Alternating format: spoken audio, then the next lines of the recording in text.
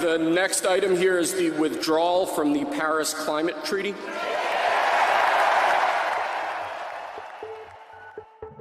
Pas de temps à perdre pour Donald Trump.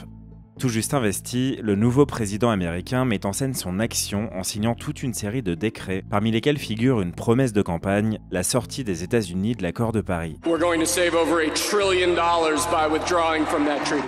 Pour Donald Trump, la signature de ce décret n'est pas qu'une question d'économie. C'est surtout le prélude à une offensive plus large qu'il entend déployer contre l'action climatique et qui passe notamment par une réhabilitation en grande pompe du principal coupable du réchauffement, les énergies fossiles. We will drill, baby, drill. Drill, baby, drill.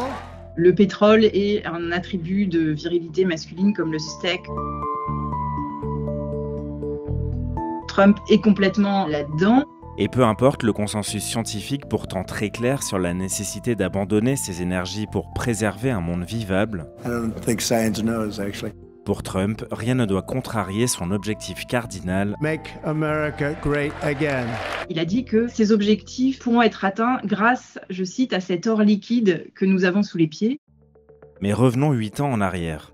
Donald Trump venait d'être élu pour la première fois et son début de mandat était déjà marqué par la volonté d'effacer l'héritage de son prédécesseur, à l'époque c'était Barack Obama, notamment sur la thématique environnementale. Son administration a supprimé plus d'une centaine de réglementations et décrets environnementaux, en particulier des réglementations prises par l'Agence de protection de l'environnement. Et ce qui est intéressant là-dessus, c'est qu'ensuite évidemment on est aux États-Unis, donc beaucoup de ces suppressions ont été attaquées en justice par des ONG, par des villes aussi et des États américains. On parle de réglementation sur la qualité de l'eau, sur les émissions d'usines, etc. Et en fait, dans ces litiges, l'administration Trump a perdu dans plus de 80% des cas. Donc, un bilan finalement assez mitigé. Désormais réélu et réinvesti, Donald Trump a déjà promis de revenir sur la politique climatique de Joe Biden. Et la menace est d'autant plus sérieuse que Trump bénéficie aujourd'hui d'une plus grande assise politique que lors de son premier mandat pour mener cette croisade anti-écolo. Mais son pouvoir n'est pas pour autant absolu et son action reste strictement encadrée par le droit américain. L'exécutif a énormément de pouvoir aux États-Unis. Toutes les décisions qui ont été prises par décret peuvent être annulées, suspendues par décret. Et ça a déjà commencé dès le premier jour. Là, on parle de réglementation sur la pollution, de protection des terres fédérales ou des eaux territoriales, ou de permis accordés ou au contraire non accordés. Il y a tout ce qui est traités internationaux. Donc, il n'y a pas que l'accord de Paris et la participation des États-Unis dans d'autres traités liées à la Convention sur le climat, et ça aussi le président peut le faire. La limite, c'est toutes les mesures votées par une loi du Congrès ne peuvent être défaites que par une autre loi du Congrès. Donc c'est là qu'on va avoir beaucoup de discussions sur la loi climat qui s'appelle la loi sur la réduction de l'inflation, mais qui est en réalité la plus grande loi climat de l'histoire des États-Unis. Dans la représentation trumpienne du monde, tout est affaire de force et de puissance affichée. L'homme MAGA conduit une grosse voiture qui pollue bien et mange des steaks. Pour Donald Trump, le pétrole et le gaz s'inscrivent donc parfaitement dans cet imaginaire viril qui est le sien. Mais ils sont aussi une façon pour les États-Unis d'asseoir leur domination énergétique sur le monde et de renouer avec une forme de prospérité. C'est comme si on était arrivé à un autre stade, c'est-à-dire que d'un côté, il y a un certain climato-scepticisme qui s'exprime non plus en niant la réalité du changement climatique, mais en disant ça va pas si vite que ça et de toute façon, on trouvera des solutions technologiques pour faire face. Et l'idée d'un atout stratégique, c'est cette idée que le pétrole, c'est même quelque chose qui va tout résoudre. Ça va permettre d'améliorer la compétitivité des industries américaines, de créer des emplois, mais aussi à l'international, d'achever le désengagement du Moyen-Orient, d'affaiblir l'Iran, la Russie aussi et son trésor de guerre lié au prix élevé du gaz et du pétrole. Et puis, je crois le plus important, en fait, c'est un atout stratégique crucial dans la compétition avec la Chine et surtout dans la compétition technologique sur l'intelligence artificielle. Et l'IA, c'est vraiment un secteur qui demande beaucoup d'énergie. La Chine n'a pas de ressources en pétrole et en gaz. Donc il y a cette idée que les États-Unis ont là un atout et que Trump va s'en servir. Pour forer comme elle l'entend sur le territoire, la nouvelle administration n'a pas non plus totalement le champ libre. Elle va devoir commencer par faire sauter les quelques verrous qui avaient été installés par l'équipe précédente. Biden est le président qui a signé le plus de décrets pour protéger des terres fédérales de l'exploration gazière et pétrolière. Donc il est possible que Trump, d'un coup de plume, annule ces décrets et en publie d'autres qui, au contraire, permettent d'accélérer l'octroi de nouveaux permis pour les compagnies. Mais il faut bien garder en tête que ces compagnies sont toutes des sociétés privées qui sont d'abord soucieuses de rentabilité.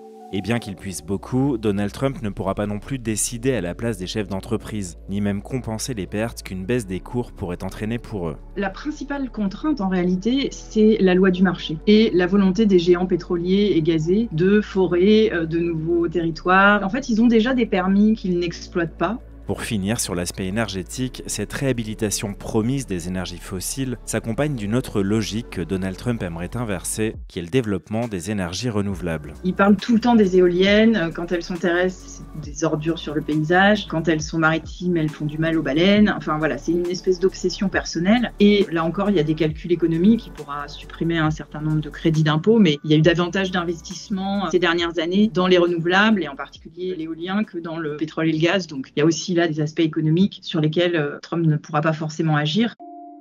Pour mener de front cette politique, Donald Trump a nommé un certain Chris Wright à la tête du département de l'énergie. Pour les ONG comme par exemple le Sierra Club, Chris Wright, c'est clairement un climato-dénialiste.